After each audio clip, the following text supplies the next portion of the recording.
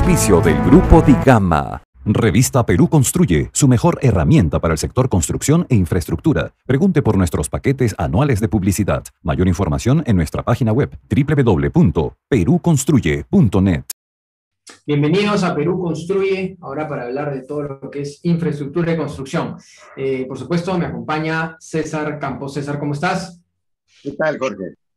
César, vamos a hablar un poco de algo que la verdad se nos había quedado en el tintero antes de la pandemia, antes de los problemas políticos, que es los sismos, ¿no? Temblor en Lima, repercusiones del sismo de magnitud 6.0, ¿no? Y tenemos invitados para ello, pero es un tema realmente que lo dejamos de lado y que hemos machacado mucho acá en el programa, la importancia de estar preparado, ¿no?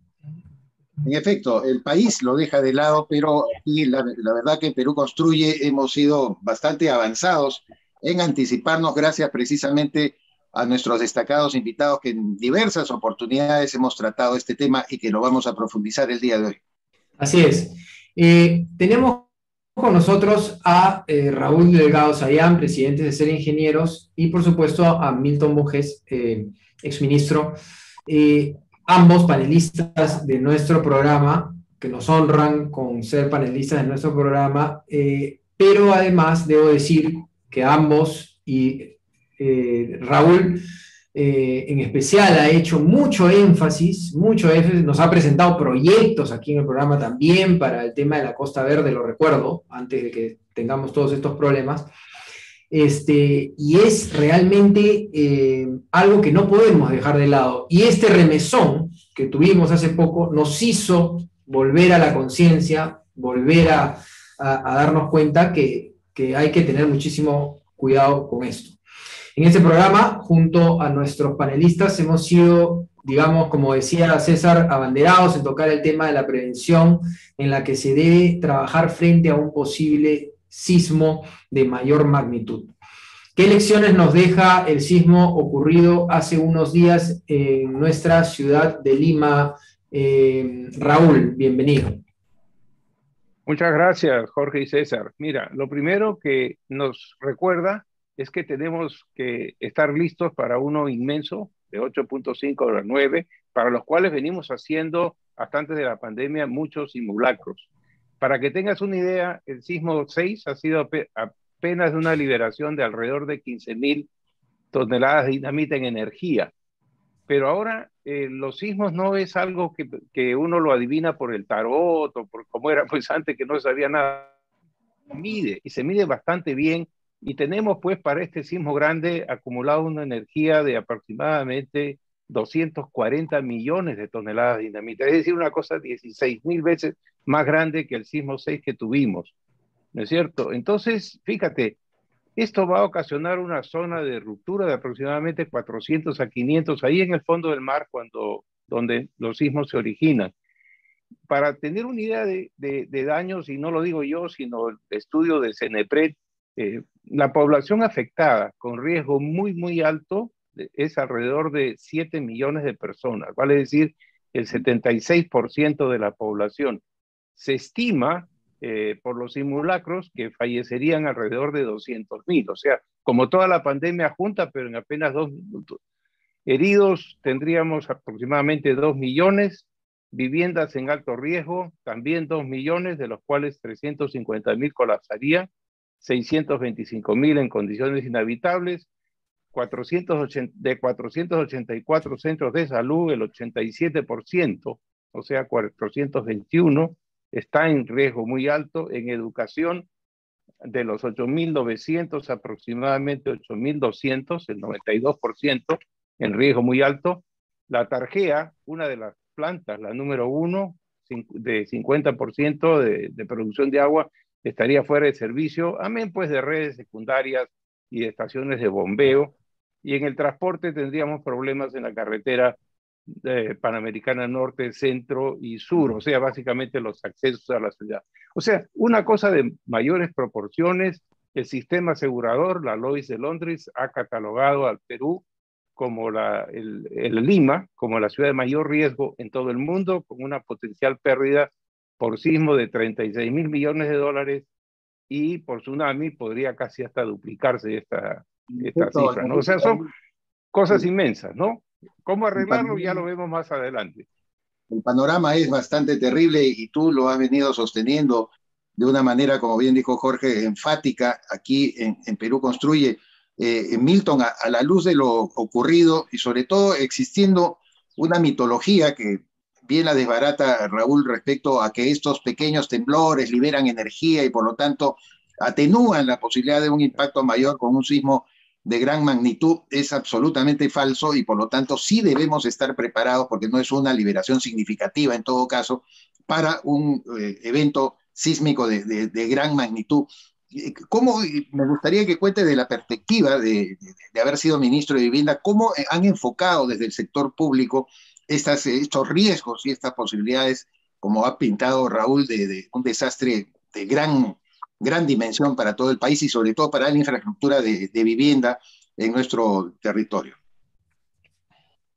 Mira, básicamente en el Perú tenemos un problema estructural y ese problema estructural es que no se hace planificación urbana.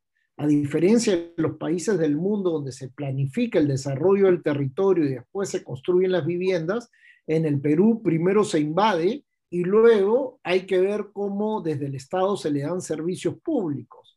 Y por eso, de acuerdo al último censo de vivienda, lo que se pudo reportar es que el 70% de las viviendas construidas en el Perú no contaban con licencia de edificación. ¿Y eso qué quiere decir? Que hay un porcentaje muy alto de viviendas, por ejemplo, el 60% de viviendas no tenía licencia municipal, pero además un 70% de las viviendas en Lima Metropolitana no habían sido sus planos aprobados por un ingeniero o un arquitecto. Si tú le sumas a la informalidad que se caracteriza por usar materiales informales, por construirse sobre suelo no apto y además por tener también esta deficiencia en el diseño de las viviendas, el potencial de desastre frente a la ocurrencia de un sismo de gran magnitud es terrible. A mí en mi época, por ejemplo, cuando estuvimos en el Ministerio de Vivienda, lo que teníamos fue una política, por lo menos, de un bono de reforzamiento estructural de vivienda para esas viviendas que van a colapsar de todas maneras con un sismo un poquito más alto que el que tuvimos hace unos días. Pero lamentablemente otro problema estructural del Perú es que cuando tú inicias algún programa o algún plan para enfrentar cierto problema, luego cuando hay los cambios de gobierno, esos programas suelen desaparecer. Y en ese sentido es importante que este programa de reforzamiento estructural de viviendas, que no va a evitar que se caigan las viviendas, lo que va a hacerte es darte unos segundos más para que puedas evacuar la vivienda, ¿no? Y en ese sentido debería insistirse en este tipo de programas, así como el de la planificación urbana desde los municipios. Ahora, Raúl, ¿cuál debería ser la labor de INDECI, Defensa Civil, el gobierno central, ahora que vamos a cambiar de gobierno pronto, además, ¿no? ¿Cuáles son esas medidas de urgencia porque no, es difícil, ya lo está diciendo Milton como exministro, ¿no? Se ha podido hacer una labor de reforzamiento para dar unos segundos de salida, pero tú que eres un especialista, que has machacado mucho este tema durante muchos años, ¿qué debe hacer el gobierno, INDECI, Defensa Civil, inmediatamente en este nuevo gobierno? Mira, un poco más que solamente simulacros y calcular lo que podemos perder. Yo creo que hay que tomar ya medidas inmediatas para atenuar eso y reducirlo al mínimo. Yo había propuesto 3 cosas fundamentalmente. La primera, salvar la vida. Enseñarle a las personas qué deben hacer para salvar la vida. Ir a esos sitios que son de altísimo riesgo, ir a la casa de las personas y decirle a cada uno por uno, como se hace en el censo, qué cosa es lo que debe hacer profesionalmente para salvar la vida, incluyendo que supuestamente tendríamos 12 segundos más de tiempo si es que instalan todas estas alertas tempranas que quiere hacer el Instituto Geofísico. Primero, salvar la vida. Segundo, un plan de reestructuración y reforzamiento de todo lo que son servicios básicos de la ciudad. O sea, todo lo que he señalado en mi anterior intervención, que colapsarían, etcétera, eso hay que ya reforzarlo desde ahora. Y tercero, puntos críticos. Uno de los puntos críticos que habíamos resaltado mucho es el de la Costa Verde. Los acantilados de la Costa Verde no son un problema, es el parachoque y defensa de la ciudad, porque vamos a tener seguramente un tsunami. El proyecto está completo, ha sido presentado al señor alcalde de Lima en una oportunidad antes de la pandemia. Lo has presentado acá. Quiere plata. Lo has presentado acá. Lo presenté en el programa y consiste básicamente de un muro inferior de casi 18 metros de altura para poder soportar también el tsunami, pero aprovechando ese muro con anclaje de 40 metros con 10 metros de anclaje en el bulbo dentro del acantilado para evitar que todos esos edificios que están encima se mueran, se colapsen. Acabamos de ver el tema de Miami, donde un solo edificio han muerto 159 personas al desmoronarse. Imagínate, en la Costa Verde por lo menos tenemos unos 300 o más edificios que tenemos que proteger. Eso es imperativo, tenemos que hacerlo. Ahora, ¿cuánto cuesta todo eso? Hemos estimado alrededor de más o menos unos 3.000 millones de dólares para todo lo que es el programa de la ciudad. Y solamente en lo que es Costa Verde, alrededor de 400 millones de dólares. Tenemos que invertir eso para evitar que este desastre mayor nos golpee en la cantidad de pérdida de vidas, propiedad, etcétera, que nosotros hemos estimado. Hay 100.000 millones de dólares en riesgo en patrimonio que este sismo golpearía fuerte, con solamente una inversión de apenas el 3% de eso, perdón, $1 trillón, 100.000 en riesgo y 3% de eso, 3.000 millones de dólares, podríamos cambiar el panorama totalmente. De acuerdo, Raúl. Milton, rápidamente, porque el tiempo es corto, no solamente la infraestructura inmobiliaria se vería afectada, es normal que pensemos justamente eso como prioridad por lo que habitan personas, pero también hablemos de otra infraestructura física, de carreteras, el colapso que pueden sufrir todos los ductos de saneamiento. Desde la perspectiva pública también, quiero insistir en este aspecto. ¿Cómo se prevé la posibilidad de hacer nuevas construcciones y crear esta base de infraestructura con cierta protección? ¿Existe también el criterio del reforzamiento estructural al cual tú aludías? Sí, mira, el principal riesgo de desastre en relación a servicios públicos es el del abastecimiento de agua. Un sismo de la magnitud que ha mencionado Raúl probablemente haría que colapsen algunas laderas en la cuenca del Rímac y probablemente tendríamos serios problemas de abastecimiento de agua. Por eso, en la época en la que estuvimos en el gobierno anterior, lo que hicimos fue dos cosas. Uno, tener una dotación de plantas potabilizadoras portátiles de agua para Sedapal, para instalarlas en puntos críticos de la ciudad. Segundo, tener un programa de mantenimiento de pozos porque vas a tener que recurrir al agua del subsuelo. Y tercero, promovimos esta planta desaladora de agua del sur, de los balnearios del sur, para tener un piloto que muestre que el agua desalada puede ser una opción también, por lo menos, no solamente para proveer agua a la gente, sino tenerla como un backup en caso de un desastre. Para terminar, nos queda casi nada. Quería, Raúl, comprometerte a presentar nuevamente el proyecto acá, en el programa.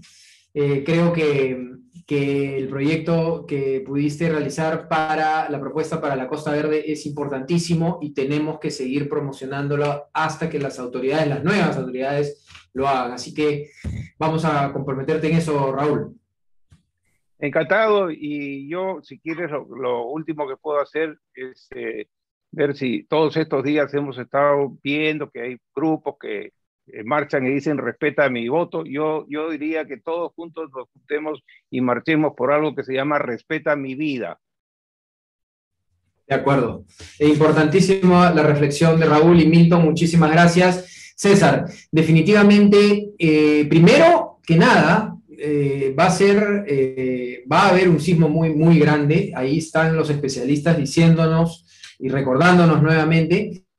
La precariedad de nuestras viviendas, sobre todo en los cerros, vemos una precariedad muy grande. Y cuidado con los edificios también en las zonas arriba de la Costa Verde, que muchas veces creen que están seguros, pero esto que ya ha explicado Raúl en su proyecto, lo ha explicado técnicamente, por eso lo vuelvo a comprometer a que venga, cómo se desmoronarían todos esos edificios, ¿no?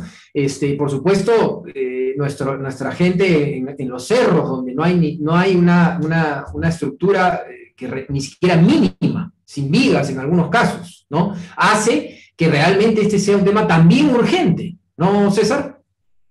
Por supuesto que sí, yo valoro mucho lo señalado por Raúl, como también por Milton, que hemos ampliado un poco la dimensión del drama y los impactos que podría tener un gran sismo en el país, porque solo pensamos que, bueno, me salvaré corriendo y saliendo fuera de mi casa, pero ¿qué pasaría con la dotación de agua potable? ¿Qué pasaría con ciertas carreteras?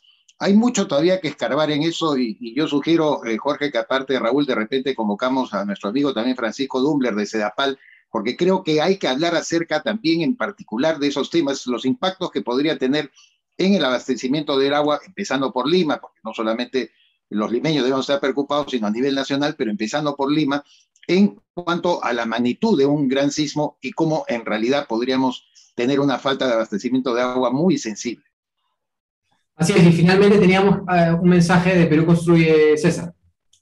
Como siempre, además convocar a todos nuestros televidentes que están involucrados en el sector de infraestructura y construcción, anunciar en la revista más importante del rubro y que va a optimizar además su red de negocios. Perú Construye. Así es, a nombre del Grupo IGAMA, muchas gracias por estar con nosotros, muchas gracias César, Raúl, Milton, muchas gracias a todos ustedes por estar viéndonos ahora y ponemos sobre la mesa nuevamente este tema, el tema que siempre hemos machacado, hemos usado la palabra, que es importantísimo porque puede salvar la vida de muchísima gente, el tema de prepararnos para los grandes sismos que van a venir. A nombre del Grupo IGAMA, muchas gracias. No se olviden, sábados 9 de la mañana, domingos 6 de la tarde, antes de los programas políticos, para hablar de los temas que son realmente importantes para el futuro de nuestro país. Muchas gracias.